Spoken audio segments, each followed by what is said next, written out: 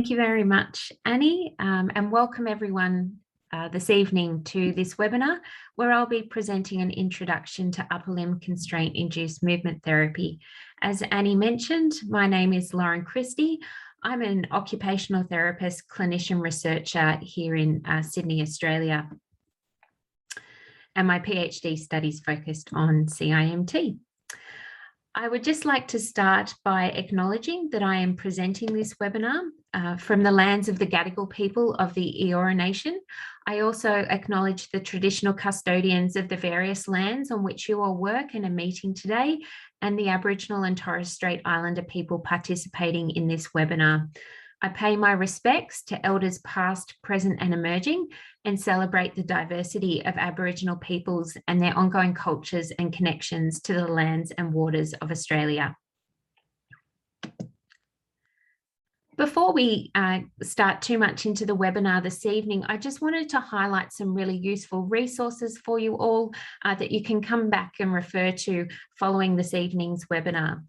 First of all, there's a really excellent, very practical book by my colleague Annie Ma and Jill Kings in the United Kingdom that's available through Harrison Training, which presents the how-to of conducting a CIMT program.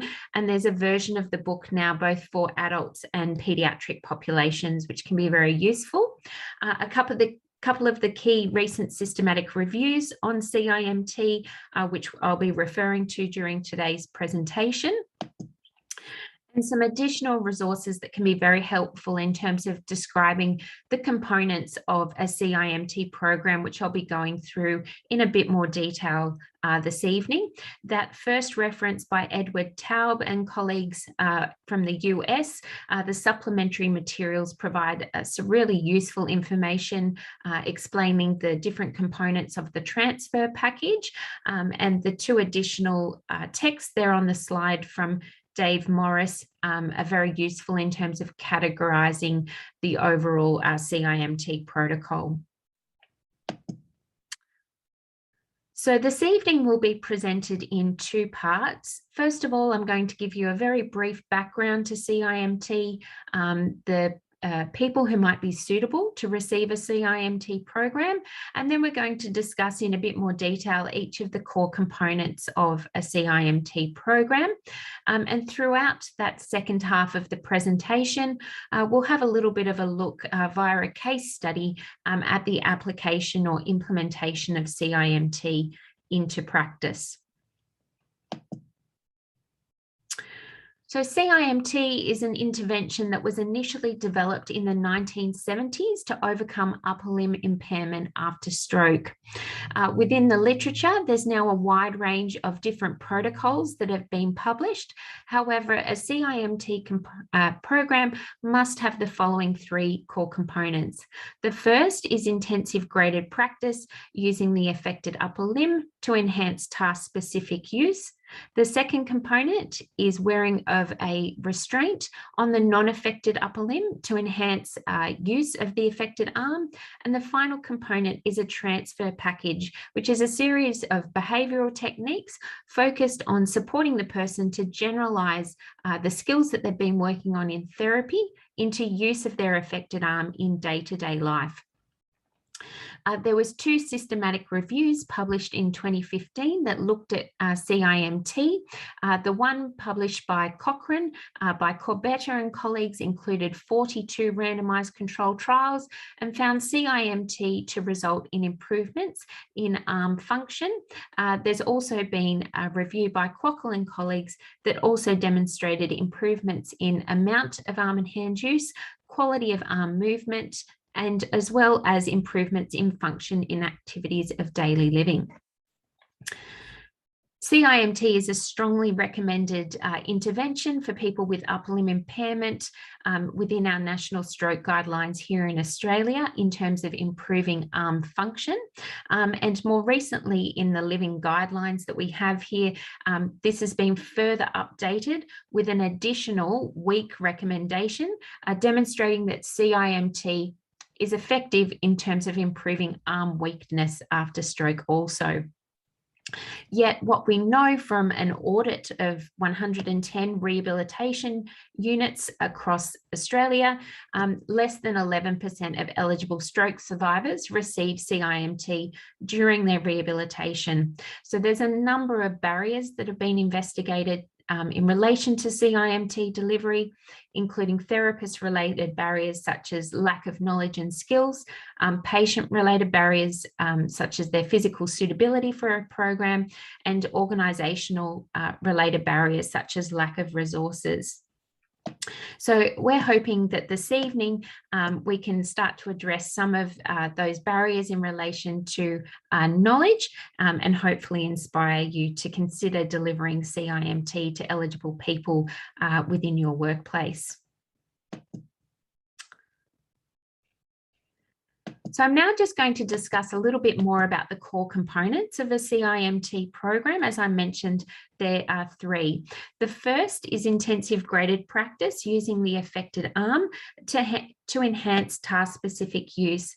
Now, some of you might be familiar with the original CIMT protocol that was used within the Excite trial, and that involves 6 hours of intensive upper limb retraining per day for 2 weeks. However, the number of hours per day of upper limb retraining and the overall duration of a CIMT program now vary from study to study. Within our national stroke guidelines here in Australia, it's recommended that people complete intensive graded practice during a CIMT program for at least 2 hours per day for a 2-week period. And that's based off a summary of evidence from the Corbetta-Cochrane systematic review.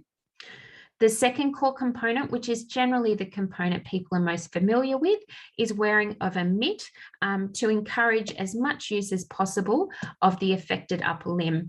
Now, within the original CIMT protocol, that was recommended for up to 90% of total waking hours. Again, the amount of mitt wear is now variable from study to study. Within our national guidelines here in Australia, it's recommended that the mitt is worn for at least 6 hours per day during a CIMT program. And finally, the final component is a transfer package, and this focuses on supporting behaviour change and overcoming learned non-use of the affected arm by encouraging generalisation of skills worked on in therapy into use of the arm in day-to-day life. Now, it includes monitoring mechanisms, including daily administration of the motor activity log, which looks at measuring use of the affected arm in 30 activities of daily living. A behavioural contract set at the start of a program to outline expectations, and the person's also provided with a home diary and homework each day of their CIMT program, which is then monitored throughout their program to problem solve ongoing challenges to upper limb use. So in terms of who might be suitable for a CIMT program, to be eligible for a CIMT program, stroke survivors must have some available movement in their thumb and at least 2 of their fingers. So this is not necessarily a suitable intervention for people who have no active movement within their hand. The easiest way to assess this is with something that's been called the flannel test by Taub and colleagues. So in the flannel test, the person is asked to pick up a flannel or a face washer or a rag, and they can use any grip that they have available to them, and then they're asked to drop it or let it go. So demonstrating that they have a little bit of active extension in at least 2 fingers and their thumb. If the person uses a hook-like grip with a fisted hand without any indication of dexterity to build upon, they may not benefit at this point in their recovery from a CIMT program. And it might be more appropriate to consider some other alternative evidence-based interventions at that point, things like task-specific training, part practice, as well as functional electrical stimulation.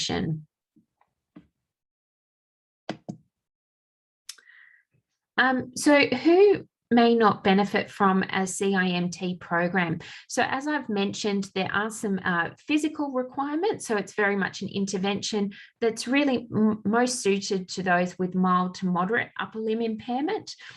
Within the CIMT research, people with cognitive impairments, pain, or restrictions in their range of movement have frequently been excluded.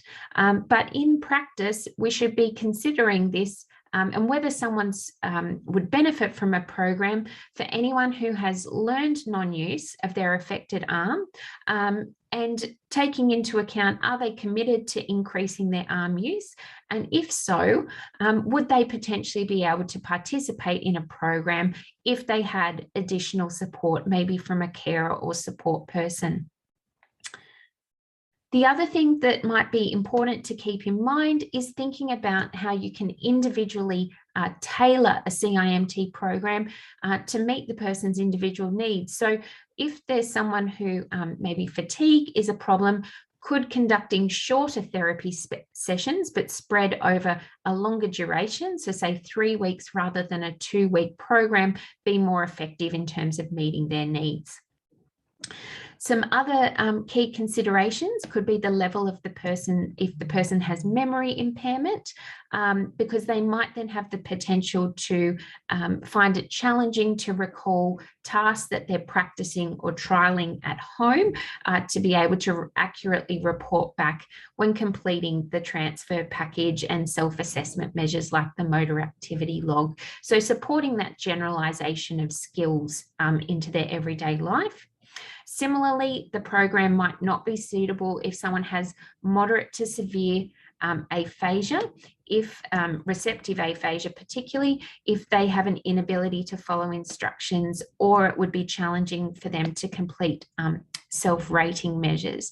Now, having said that, that is an area where it's worth consulting with the person's speech pathologist as well, if they have someone available, to see if there might be some alternative ways they might be able to still participate in a program, maybe if there was some additional use of visual cues, if their receptive language skills are still intact. So I'm just going to pause at that point, Annie, to see if there was any key questions. The only question for you was about whether CIMT can be included with people other than stroke, and I've said that yes, it can be used with people with brain injury, and you've got a case study of somebody with brain injury. Great. Yes, definitely. It also, there's a growing body of evidence to support the use of CIMT for people with multiple sclerosis. It's been investigated extensively for children with cerebral palsy, and there's also some smaller studies looking at use of CIMT in people with incomplete spinal cord injury and focal hand dystonia. So whilst predominantly the evidence base is within stroke, there's definitely other areas where it's also being used. There's another couple of questions there. Is memory the only cognitive consideration? I think the other areas would be thinking about if there were concerns. I mean, I think I'm just looking at your question, Claire, and thinking out loud at the same time. I think, I mean, in the case example, which I'll show you in a moment, with a gentleman who had a very severe traumatic brain injury, I think it's about considering the individual needs of that particular person. So if, for example, attention is a problem, thinking about how you can tailor the program to meet their individual needs. So is it shorter, more frequent sessions, considering the environment in which you deliver the intervention? And then you might still be able to quite successfully run a program with someone who maybe still has some challenges in relation to their attention, as an example. Hopefully that addresses your question. If not, I'm happy for you to ask further questions a little bit later on. Yeah, and I think with the examples of people that you've worked with, it really depends on the family support. If family or the other staff in the hospital are able to support people with problem-solving difficulties or challenging behaviours. Yeah. There's another couple of questions. What about allowing compensatory movements and abnormal movement patterns during the CIMT? Is that allowed or encouraged or not? Okay, so we will discuss this a little bit more, Si, as we go through. The key element of a CIMT program is to be setting tasks that target the person's specific motor impairments. So you should be setting tasks that are challenging yet achievable for the person to complete. CIMT is a hands-off therapy. There should be no reason for you to be placing your hands on the person. There's a strong focus on providing effective coaching and using key principles around movement science to set appropriate tasks that target that person's specific motor impairments and the areas that have the greatest chance of improvement. Okay, there's a couple of other questions, but if you want to continue on, and you can manage them later if you like. Sure. Thanks, Annie.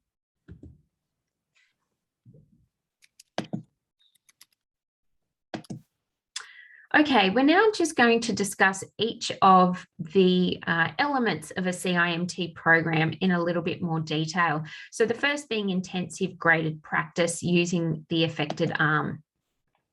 Now, there's two important components in relation to the intensive graded practice.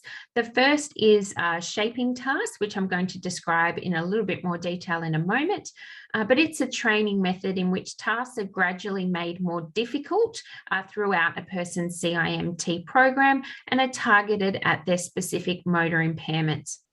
The second is task practice, and this tends to focus on the training of specific functional tasks using the affected arm with a focus on whole task practice. So we'll now just focus a little bit more on shaping tasks, which are a training method that's derived from task-specific practice. Shaping tasks are systematically and specifically made more challenging throughout a person's CIMT program. They need to be set at a level which is both challenging and achievable for the individual to prevent the person from becoming demotivated. So usually shaping tasks are set to target either the specific movements where the person exhibits the most significant impairments, or the movements that you believe as a therapist have the most potential to improve.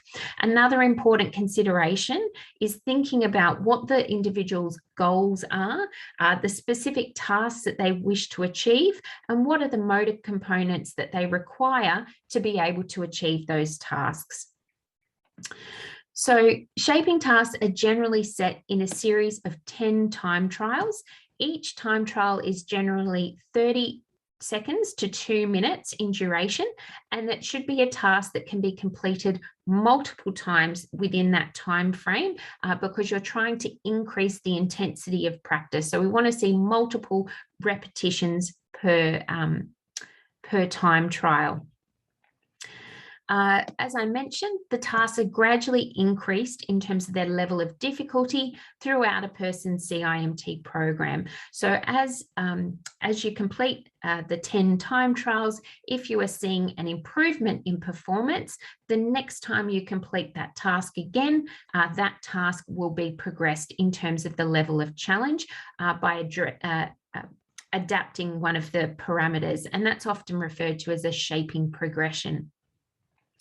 Feedback parameters are set prior to you starting the task, and the person is provided with immediate and very frequent feedback after each time trial, with modelling, prompting and cueing used in between each time trial as well, which I'll discuss a little bit further in a moment.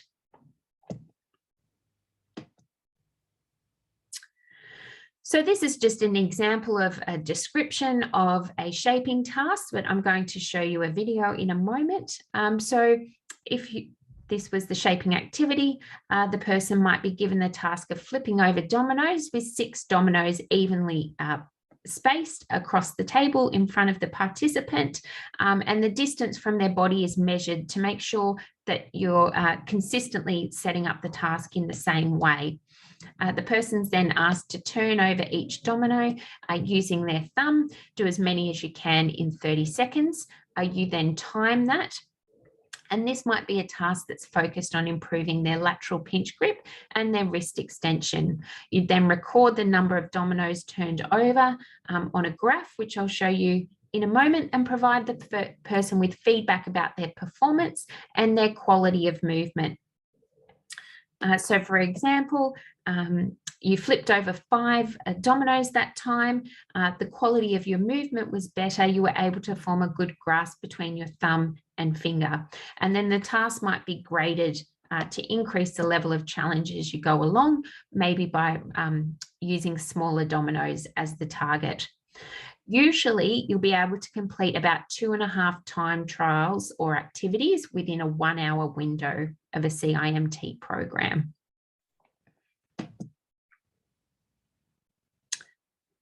So what's really important to note is that it's the variation in parameters of the task that's important in terms of supporting changes in motor performance and also generalization of skills. So it's critical that you as the therapist select parameters to adjust that are going to induce improvements in motor performance, not just an improvement in time. There can be a temptation to just adjust how many repetitions you expect the person to do within the same time frame as your shaping progression. Now, that's fine to do if you're targeting speed. That's absolutely fine. But I would encourage you to take a step back and think about what's the specific motor impairment that we're trying to address within this particular task. Are there things that I can do in terms of adjusting the parameters to help support the person to generalize this particular skill into using their arm in their day-to-day life? So the task should always be achievable, but a little bit challenging, and that's to help the person stay motivated and encourage them to keep trying to achieve a little bit better than what they did on the previous time trial. You should only ever change 1 parameter at a time when you're increasing the level of difficulty of a shaping task.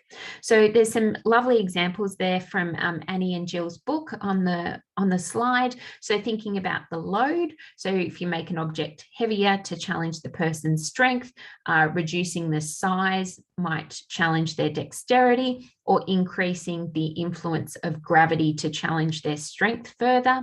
Repetitions we've already mentioned.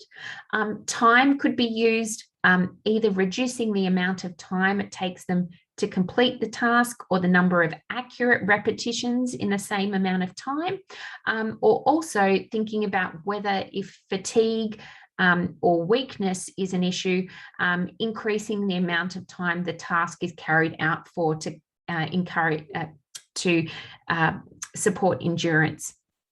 You could also look at adjusting the target position of the object, so further away, or changing the height to either challenge range of movement or the person's strength.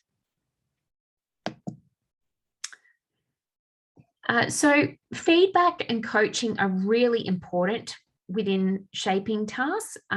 You provide positive feedback, coaching, modelling and encouragement very frequently during shaping tasks to help maintain motivation and build confidence. So the feedback we've already discussed, it's covered at the end of each time trial, with the person provided with very specific feedback about their performance. So maybe the number of repetitions they did or the time it took them to complete the task. Coaching is where you provide specific suggestions of how the person might be able to improve their performance for the next time trial. But it's really important that that's positively framed in terms of how you present that. Modelling can be used, so physically demonstrating the task prior to starting the time trial, or providing the opportunity for the person to do one practice practice run before you start the set of 10. And finally, giving general encouragement throughout. So lots of positive general feedback. That's great. Keep going. You're on the right track. Rest intervals generally will occur naturally during each shaping session because you're often then recording after each time trial how the person has performed and then summarising these results at the end of the time trials, which naturally gives the person an opportunity to have a short break. So I'm going to present now a case study as we work through each of these components of Scott. Scott is a 40-year-old father of 2 who sustained a traumatic brain injury in December of 2017 after a motorbike accident. He had a post-traumatic amnesia duration of 46 days, indicative of a severe injury, and his left non-dominant hand was affected. He'd previously worked as an air conditioning mechanic, so it was really important to him to be able to have really good bilateral dexterous use of his hands. And he completed a 2-week group-based inpatient CIMT program 4 months after his injury. These were his goals as measured on the Canadian Occupational Performance Measure. So you can see here he was very keen to be able to reach above his head, to lift things, including his tools and work equipment, to be able to do up and undo nuts and bolts and use tools. He wanted to be able to use the PlayStation remote when playing the PlayStation with his son, and also to be able to play cricket, doing batting and catching with his son as well. In terms of Scott's outcomes prior to starting his CIMT program, you can see there that his action research arm test score was relatively high, 55 out of 57. However, you can see in terms of dexterity measures, so his 9-hole peg test score and his box and block test, they're quite significantly below the age related norms for a healthy adult within his age group. So there was definitely areas for further improvement. If we look at his motor activity log scores in terms of his self-reported amount of use using his affected arm and quality of arm movement, that's measured on a scale of 0 to 5. A score of just around 1.5 suggests that he's using his affected arm only about 25% of the time, and he rates the overall movement as relatively poor. On the Canadian Occupational Performance Measure, for both his performance and satisfaction scores, you can see that they were also rated relatively low. So for Scott's program, there was a couple of key movements that were being targeted, improving his shoulder forward flexion, but with a focus on reaching above shoulder height and overhead, which is what he needed to do for work, end of range elbow extension, forearm supination, maintaining midline during reach. Finger to thumb opposition was very critical, especially for doing nuts and bolts and playing on the PlayStation game. Wrist radial and ulnar deviation for opening pipes and water seals, and his in-hand manipulation skills were also very important. So this is just an example here of Scott completing a shaping task. We have him picking up coins one by one between his index finger and thumb, and then he's maintaining the grasp of those coins in his hand whilst he picks up the next one. And we're seeing how many coins he could maintain with in-hand manipulation with nil drops at the end of 30 seconds. So that was targeting his finger to thumb opposition whilst maintaining flexion in his 3rd to 5th digit. And the shaping progressions we used on that task were to then provide smaller coins, and he was targeting completing a larger number of repetitions in the same amount of time. So I mentioned before about recording practice. You can see here, this is just an example of a shaping recording sheet. You can see here we've got a record of the number of repetitions that were completed on each time trial, and then it's graphed in terms of how many Scott's able to do, and then this is provided to Scott as a summary of feedback as well at the end of the time trial. This is just another example of task-specific practice or of a shaping task using an electric drill. And now this was someone who was actually involved in a CIMT outpatient program that Annie was involved with. You can see here on day 2 and 3 of their program, they're working on finger flexion strengthening to activate the drill trigger by practicing squeezing an Ajax trigger nozzle on a cleaning bottle there. And thumb abduction strengthening to activate the safety starter switch on the drill. We then progress on to them working on also incorporating a bit more shoulder forward flexion strengthening as well. And then they're trialing it with a toy drill on the wall, so something a little bit lighter than would be the full weight. And finally, working on bimanual use of an actual drill towards the end of their CIMT program. So I'm just going to pause there for any questions. And there's a few questions about using CIMT with people who've got other impairments, so with neglect, apraxia, a tremor. I've certainly used it with people who had a sensory impairment and applied the same principles of sensory retraining. But if you can comment on tremor, neglect and apraxia, whether you've had anybody with those problems. Yeah, if I think more specifically, we've definitely had some success with people who've had more mild inattention to their affected side, where the use of the CIMT has actually helped as well with addressing some of that. Again, whether it's the most appropriate program for someone with a severe neglect, I would suggest that it may not be if there's particular safety considerations. So I think that that's an important point, which we'll be discussing a little bit more about as we go along. In terms of apraxia, again, if you were setting the tasks in a way which targeted the specific areas of impairment for that particular individual, it might be useful. I guess in terms of the specific evidence, though, that we have for that, that's really going to be back down to clinical judgment. So because again, generally people with those additional impairments have been excluded from the randomized control trials. So we don't have the same, I guess, level of evidence to guide the practice there. Did I miss something, Annie? And tremor. Tremor is the only tremor.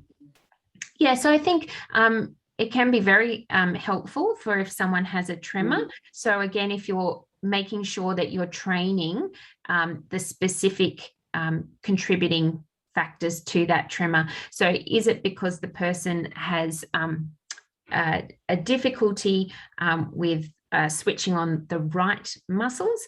Are there things that you can particularly target to address that as part of their CIMT program? And somebody's saying, it seems to require a lot of one-to-one time from the therapist. What are the options for semi-supervised practice?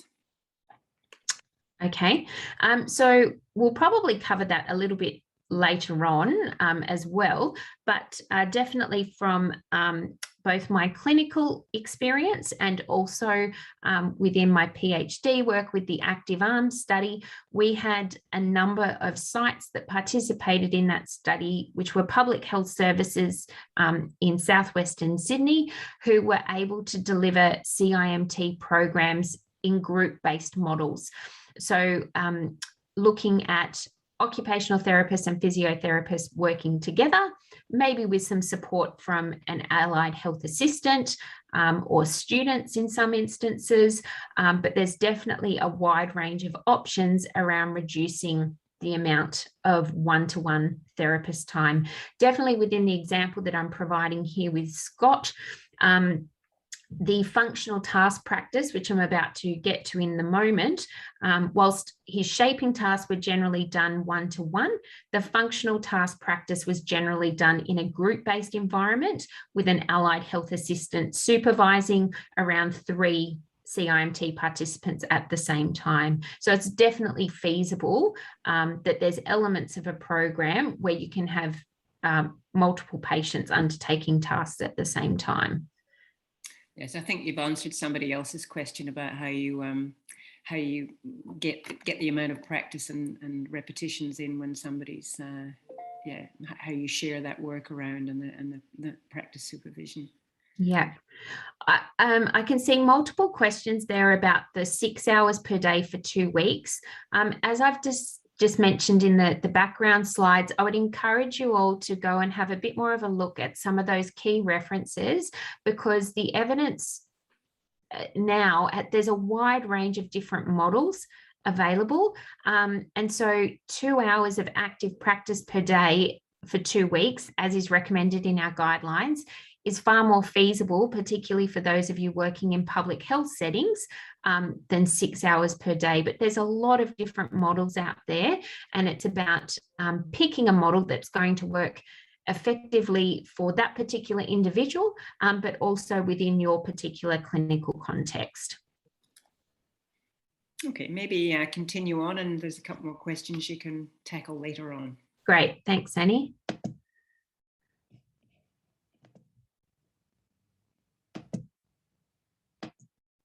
Okay, so moving on to the next bit of CIMT program, and this is task practice. So this is generally whole task practice, where the task is performed continuously for 15 to 30 minutes with the mitt worn throughout the task. If there's components of the task that generally would be performed two-handed, you as the therapist or a carer or support person should act as the person's second hand, or you should think about whether provision of some adaptive aids or assistive equipment would allow that person to be able to complete the task in full using only one hand. So for example, if it was maybe preparing a cheese and tomato sandwich, if you gave the person a spike board, would they then be able to safely chop up the tomato using only their affected hand? Once again, there is an emphasis on improvements in performance, setting tasks that are challenging yet achievable for the person, but feedback is provided less intensively than it is during shaping activities. So verbal encouragement and coaching just about once every 5 minutes, but you're still present during that session.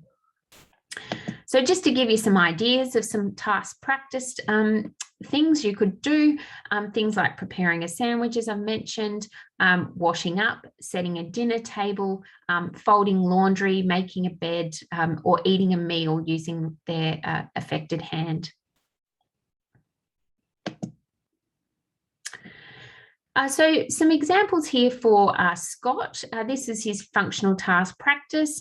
Again, these tasks should be set to target the motor areas and goals of the particular individual. So in the case of Scott, he did a lot of practice of unraveling cords on the stick blender and plugging it into the PowerPoint and then re-raveling it back up, as that was a task he'd be required to do with his power tools. He also worked on stacking and packing away a lot of the crockery into the cupboards in the OT kitchen, and his therapist set that at multiple different heights. So starting from the bench top, then working up to a cupboard at kind of shoulder height, and then higher again as he wanted to be working on that, reaching above his shoulder height going forward. This is just to give you a bit of an example of what his day looked like. So first half an hour doing his transfer package, some shaping tasks, then a 15-minute tea break where his mitt was taken off for safety reasons so he could have his hot drink. He then did some further shaping tasks. Lunch on the ward, he, as part of his planning with his therapist, chose to keep the mitt on and would eat a cut up sandwich using only his affected hand, and then do some functional task practice in the kitchen in the afternoon. So we'll move on now to the next component, which is constraint of the non-affected arm to promote use of the affected arm, which is probably the one you're all most familiar with. So within the traditional CIMT protocol, the unaffected upper limb was placed in a mitt or restraint for up to 90% of total waking hours to promote use of the affected arm. Tasks in which the mitt will be on and off for are negotiated and generally are related directly to safety concerns. Studies have now used a really wide variety of different protocols, everything from restraining the entire upper limb against the body in a belt-like device through to the mitt restraints that we commonly see in ward environments, as shown there on the slide. That generally is one of the preferred restraints to use because they're nice and breathable and they stop the person from being able to pick up things between their thumb and fingers, but they're still able to put out their hands were they to experience a fall. Now, having said that, you can just as effectively use an oven mitt or a sock as a mitt restraint. The main reason why that is there is to remind the person to use their more affected arm. That's its primary purpose, is to be as a reminder, and it should be something that the person can easily take off by themselves for safety reasons. Really important as well to look at how the person could maybe use adaptive equipment to increase their independence and ability to complete tasks one-handed during their CIMT program. And this also raises a really important point, and I think a very common misconception about CIMT. There's an alternative intervention known as forced use therapy, and this intervention is where we just put some sort of restraint or immobilize the non-affected arm to increase the amount of use of the affected upper limb and tell someone just practice as much as possible with your affected arm. There's none of the formal behaviour training that we have in shaping tasks that I've just discussed. Now, forced use therapy was investigated within the Quockle 2015 systematic review that I mentioned earlier. They found 6 randomised controlled trials that found forced use therapy did not show any benefit in self-reported amount of arm and hand use and quality of arm movement in daily life. So simply placing a mitt on someone's hand and saying, do as much as possible, is not going to result in improvements in their function in their affected arm. So CIMT, we need to have the combination of all of these 3 core components that I'm discussing this evening.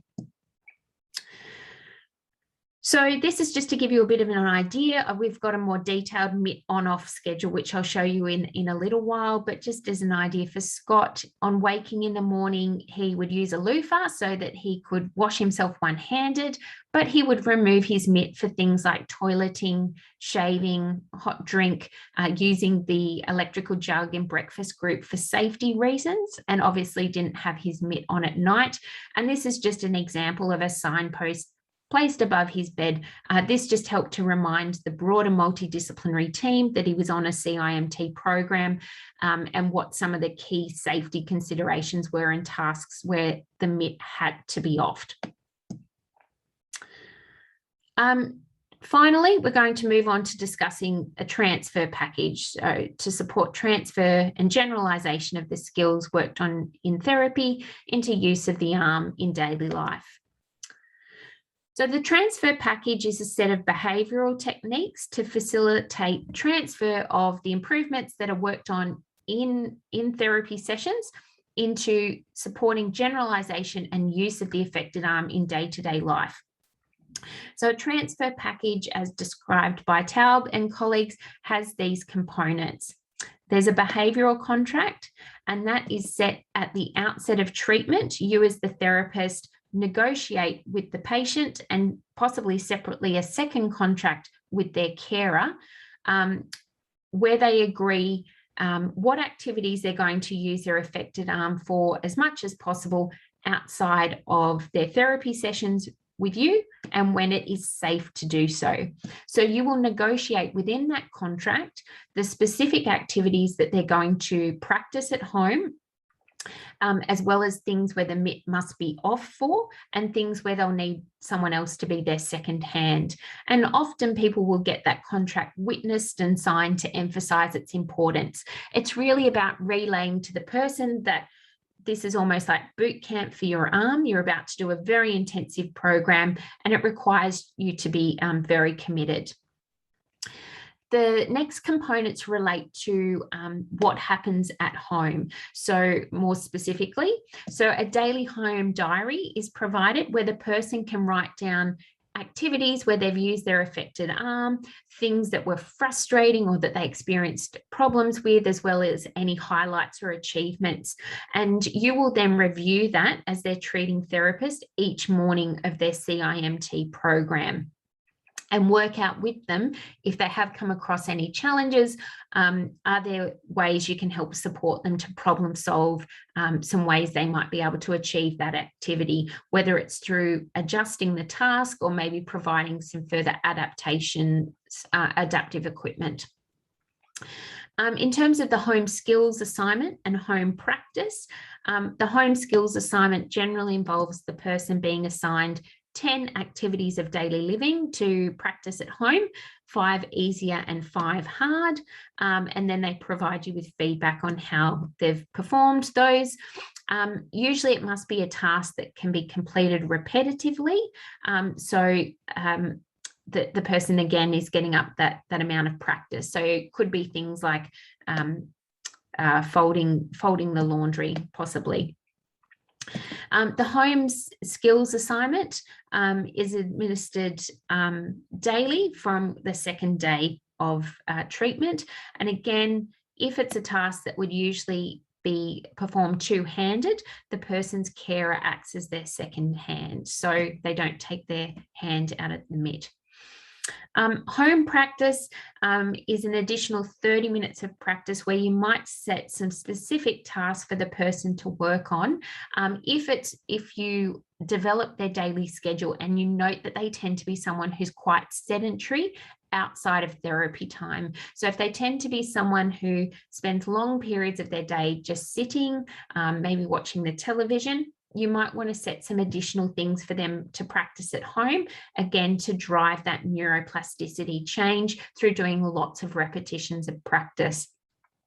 If you are concerned that the person is going to be overwhelmed by the amount of practice, then just focus on the home skills assignment. That is completely fine to do. The daily administration of the motor activity log. Now, this can sometimes be a little bit confusing for people because the MAL can be used as an outcome measure both at the start and end of a CIMT program, but it's also used within the transfer package. It's a semi-structured interview that looks at the person's self-reported amount of use and quality of movement using their affected upper limb in 30 activities of daily living. During the CIMT program, the person is asked each day of the program 15 questions from the motor activity log, rating their quality of movement. And the reason why that is done is to help you monitor, are there particular tasks where the person is reporting their scores quite low, but where you think they have the capacity to be able to complete that task using their affected arm? Or are there particular activities where you can help them problem solve ways to be able to achieve the task? And finally, the daily schedule is really important. You would work through this with the participant as part of their preparation for doing their CIMT program. And it gives you a detailed breakdown of what the person's daily routine looks like from waking to going to bed at night. And you then use that to identify what are the particular tasks where this person's going to have a go at doing the task using their affected arm? What are the tasks where they definitely need a second person there to assist them? And what are the tasks where their mitt must be removed for safety reasons? So that's a really critical part of the transfer package. So just as some case study examples here for Scott, his home practice, he was still in an inpatient setting, but was set again to target his specific motor impairments with that real focus on generalizing skills. So he worked on things like turning taps on and off to work on his radial and ulnar deviation for his unscrewing and screwing up the pipes in his work role, turning light switches on and off with controlling his index finger and keeping the flexion in his 3rd to 5th digits, and folding towels and laundry within his room with a focus on his pincer grip between his index finger and thumb. So this is just a bit of a look at a daily schedule. So you can see here we've done it in half-an-hour blocks, breaking up the times each task and whether that's a task where Scott is going to have his mitt on for or have his mitt off, if there's safety considerations or other things that we need to keep in mind. And I'm just going to pause there for questions. Okay, the first one that I think is good to answer is, do you know of any studies that have talked about the benefits for people, whether they've had their dominant or non-dominant hand affected and being used in CIMT? Mm-hmm. I can say that I'm aware that there was some studies a number of years ago that looked at that. I just can't recall the specific reference at the moment. I'd be more than happy to follow that up. What I can say though as well from our clinical experience is that people have still benefited regardless of whether it's their dominant or non-dominant hand.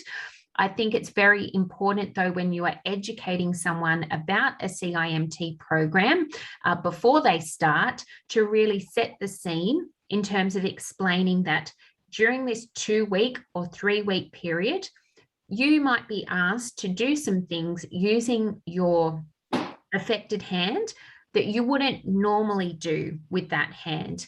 The reason why is to drive neuroplasticity change within your brain. This is boot camp for your brain.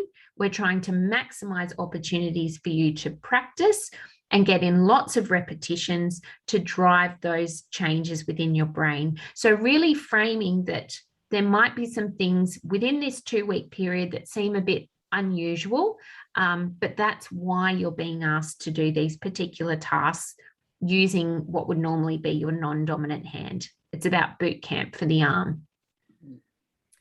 And in terms of the coaching and the graph that you showed about feedback, somebody's asking whether that's an essential feature of CIMT or is verbal feedback enough?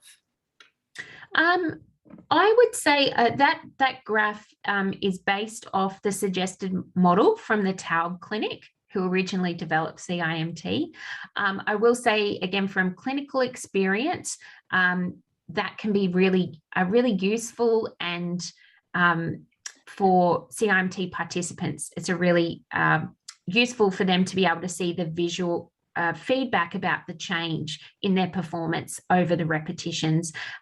It doesn't have to be absolutely perfect. You can do it quite roughly, quite quickly, but I think having it as an additional visual way of representing the improvements in the person's performance can be a really helpful thing to include. And I think it's also really good practice to, it keeps you honest about making sure you're giving people to feedback, measurable feedback about their change. I think that's also what's an advantage.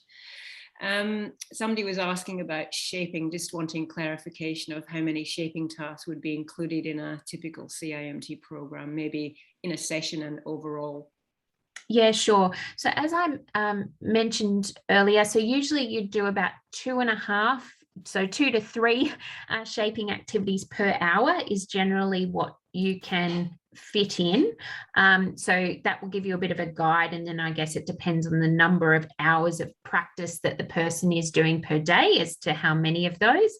Generally, I would suggest having a bank of at least 12 to 14 shaping tasks. And generally how it's suggested that you structure it is that the person will do a set of 6 on day 1. they'll do a different 6 on day 2. And then on day 3, you return back to the ones from day 1 and make progressions to those. Day 4, return to day 2 and do progressions of those. And that helps again with that reducing the risk of boredom. You get greater generalization as well of the skills that you are working on in therapy. One other thing that I'll just mention very briefly, if that's okay, Annie, is the balance between shaping tasks and functional task practice. As I think I mentioned, that the Taub Clinic has a bit more of a focus on shaping within their therapy time. Within the programs that I've been involved with, we've generally done about 2 hours of shaping per day and an hour of functional task practice. However, if someone has a greater level of motor impairment in their upper limb, so if they're a little bit more borderline in terms of their whether CIMT is going to be beneficial for them, you might want to focus on a greater proportion of shaping activities, particularly in their first half of their program. And then you might progress to doing a greater proportion of functional task practice in the later half of their program to help them with that generalization of skills. And one more there, somebody's asking about if a person has a very weak shoulder and a subluxation and might need a sling, would that be a contraindication, or how might you manage the CIMT program? I think number one is that you need to look very carefully at how the shoulder is being managed. You don't want to be putting the person in a position where you're going to be further exacerbating their pain. So I think that that would need to be considered very carefully. And in terms of the activities that were set as part of a program, it's the same principles apply as if you were completing task-specific training, that people shouldn't be having activities set where they're having to, you know, reach to ranges that are painful or anything of that nature. I don't know if you want to add any more to that, Annie? Yeah, I mean, if somebody cannot lift their arm up onto the table or slide it forwards, then even if they've got some hand function, it's probably not the intervention for them, because they have to be able to transport their arm. You know, the box and block test is kind of a good, and the flannel test are good examples of ways to test if somebody's got the ability to participate. Otherwise, they might be better to wait. The other thing that I mentioned in the response to somebody else's question is that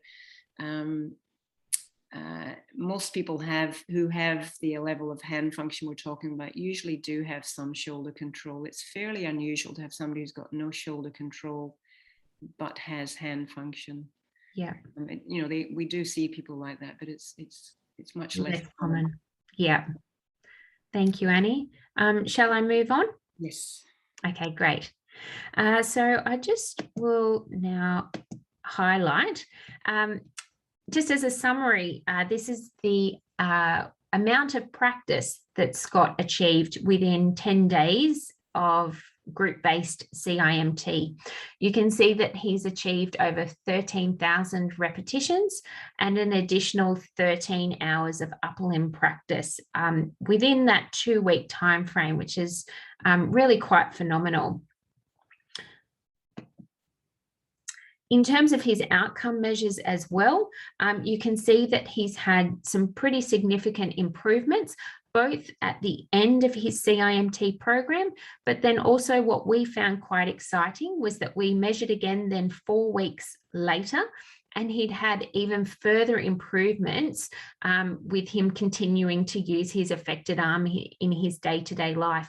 So you can see here he's almost halved or knocked 15 seconds off his 9-hole peg test time.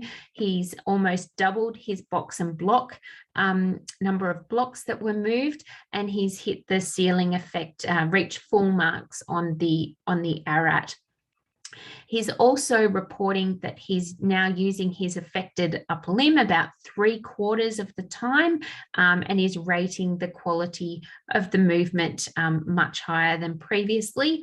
He's also improved a significant amount on his Canadian Occupational Performance Measure performance and satisfaction scores. You can see there he's changed by 5 points or more, where a change of 2 points would be considered clinically important. Finally, I just wanted to mention briefly, a study that I have the pleasure of being involved with. Will be evaluating the delivery of a 3-week tele-CIMT program delivered remotely here in Australia from early in the new year with a project that's been supported by research grants from the St Vincent's Clinic Foundation and also the National Stroke Foundation here in Australia. So we'll be involving 3 therapy teams based throughout Sydney and looking at the delivery of a 3-week tele-CIMT program in conjunction with key collaborators from the United Kingdom, and also there'll be an aim for the study to be replicated by colleagues based in Chile. The study will be looking to evaluate in practice the use of some tele-CIMT resources. So during the COVID-19 pandemic last year, I was contacted by colleagues Jess May Bordell from Bristol in the United Kingdom and Annie Ma, who's also based in the UK. And the 3 of us, in conjunction with a colleague, Anna Kilkenny in New Zealand, have developed this suite of resources to help support the delivery of CIMT via telehealth.